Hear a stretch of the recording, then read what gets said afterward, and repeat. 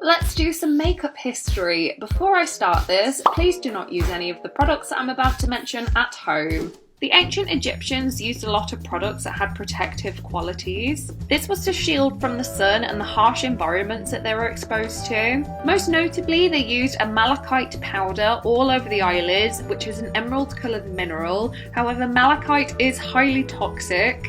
They also used kohl in their daily life, which was drawn all around the eyes and up around the sides of the face to protect from the elements.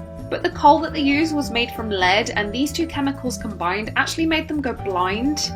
The ancient Egyptians, however, believed that the juice of lamb liver was a cure for blindness, so they would rub this into their eyes.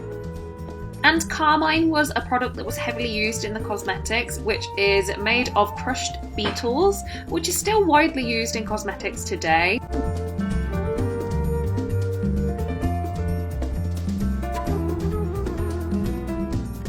The Victorians used a lot of strange products. They used lemon juice to bleach their skin, as in those days it was fashionable to have super pale, sickly looking skin. They would also strip their hair and face with pure ammonia, which removed layers of skin, and also wash their hair with onion juice. Women would also carry around perfume and rose petals to cover the smell of their hair. Wearing makeup in those times was highly looked down upon. To cheat the natural ideal, women would also pinch their cheeks to get a natural flush.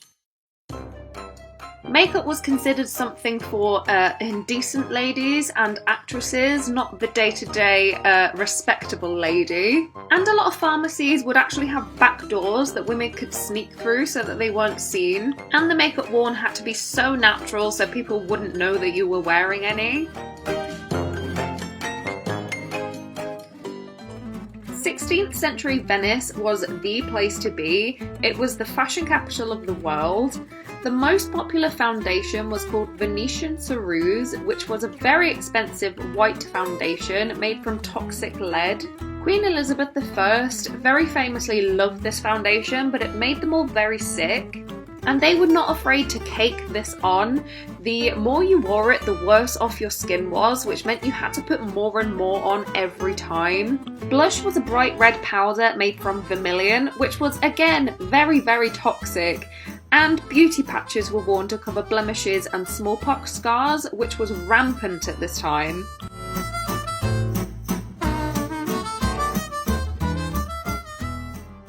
Celtic makeup, like its wearers, was very hardcore, and in the early Common Era, a mixture of barley flour and water was used to cover pimples, but they would also dye their eyebrows and eyelids black with a berry mixture.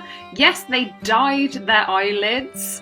And Celtic warriors would also have war symbols either painted on or tattooed on. Long blonde hair was favoured, so people would bleach their hair with limes. Having dirty fingernails and messy hair was actually considered something disgraceful in the Celtic time.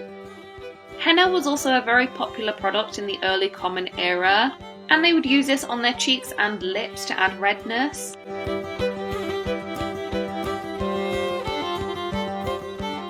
The 1920s is the golden age for silent films, and actresses started to paint their faces very heavily for the camera. Facial expressions are highly important when there's no audio, so the eyebrows were usually pencil thin and sad looking and almost like cartoonish. The skin was ultra pale to appear younger, and with the new invention of the cake mascara, the lashes were very heavily coated. While this is the age of Hollywood glamour, some of the beauty products were anything but glamorous. There was a famous anti-wrinkle cream that contained mercury until the FDA started to regulate cosmetics. And as mercury is a very toxic chemical, the more that you applied this, the worse off your skin actually was. And if you were dedicated to the flapper look, then women in extreme cases would actually tattoo on their blush.